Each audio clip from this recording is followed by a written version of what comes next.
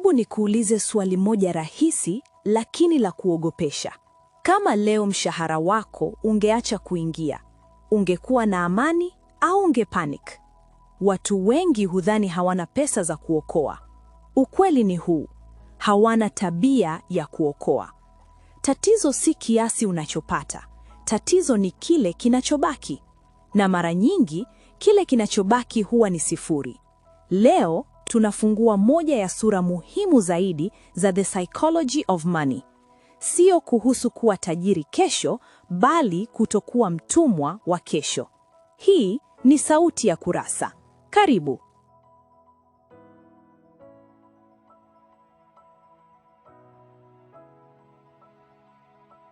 Sura ya 10. Save Money. Hifadhi pesa. Sura hii ni mojawapo ya sura muhimu zaidi katika kitabu chote, kwa sababu hapa Morgan Housel haongelei tu nadharia za pesa, bali anagusa tabia ya msingi kabisa inayotenganisha watu wanaopata uhuru wa kifedha na wale wanaobaki kwenye mzunguko wa pressure maisha yao yote: kuokoa pesa. Housel anaanza sura hii kwa kuvunja dhana maarufu sana kwamba mtu anaokoa pesa kwa sababu ana kipato kikubwa. Anasema wazi kabisa kuwa kuokoa pesa si matokeo ya kuwa na pesa nyingi, bali ni tabia. Kuna watu wana kipato kidogo lakini wana akiba, na kuna watu wana kipato kikubwa lakini hawana hata akiba ya dharura. Tofauti yao si mshahara, bali ni uamuzi wanaoufanya kabla ya kutumia. Katika sura hii, mwandishi anasisitiza kwamba watu wengi wanafikiria kuokoa pesa kama kitu kinachokuja baada ya matumizi. Wanajiambia, nikibakiwa na pesa nitahifadhi. Lakini ukweli ni kwamba pesa huwa haibaki. Matumizi huongezeka kadri kipato kinavyoongezeka. Ndio maana watu wengi huongeza mshahara mara 2 au 3, lakini bado wanaishi kutoka mshahara hadi mshahara. Housel anapendekeza mtazamo tofauti kabisa: okoa kwanza, tumia kinachobaki. Anaeleza kuwa kuokoa pesa hakuhitaji lengo maalum kila wakati. Jamii nyingi zimefundishwa kwamba kuokoa lazima kuwe kwa ajili ya kununua kitu fulani: nyumba, gari au safari. Lakini Housel anasema thamani kubwa zaidi ya akiba si kile itakachonunua, bali ni uhuru unaokuja nayo. Akiba inakupa uwezo wa kusema hapana kwa mambo ambayo hayakufai, uwezo wa kubadili mwelekeo wa maisha, na uwezo wa kustahimili misukosuko bila kuvunjika. Katika maelezo yake, anaonyesha kuwa akiba ni kama kinga ya kisaikolojia.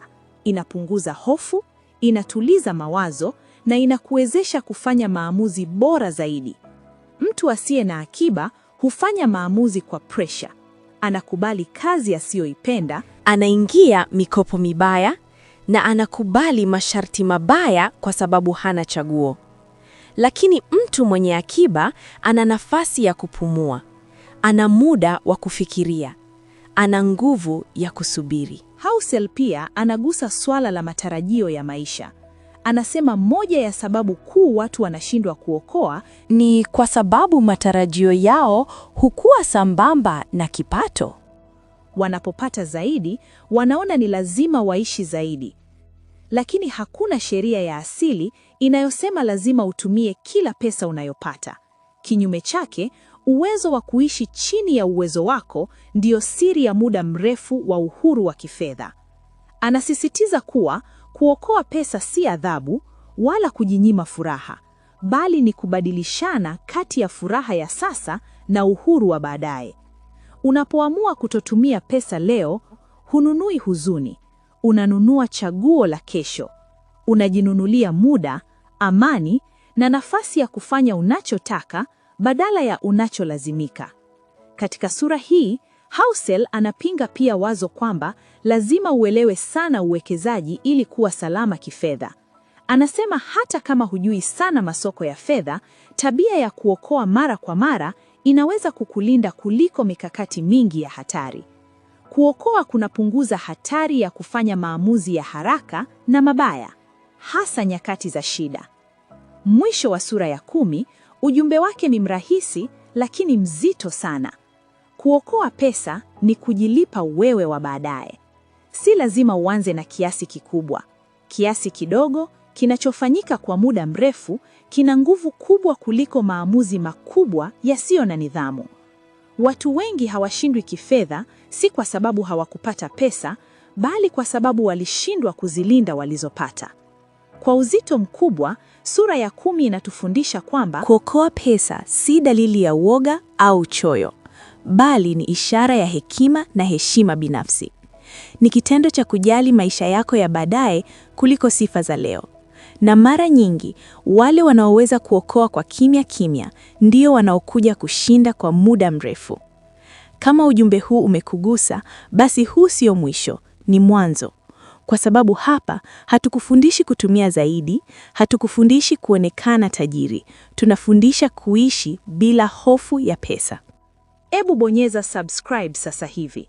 Jiunge na watu wanaochagua nidhamu badala ya pressure, akiba badala ya anasa, na uhuru wa baadaye badala ya sifa za leo. Hifadhi pesa. Hifadhi maisha yako ya kesho.